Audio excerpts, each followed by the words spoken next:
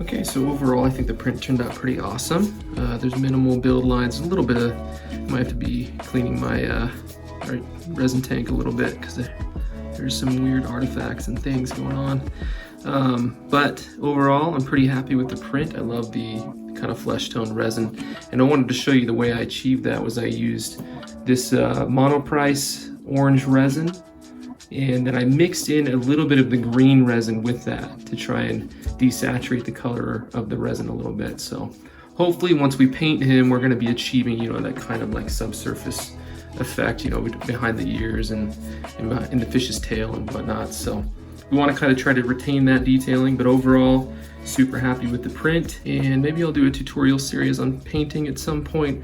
Not a huge fan of painting, but just wanted to show you guys the finished result.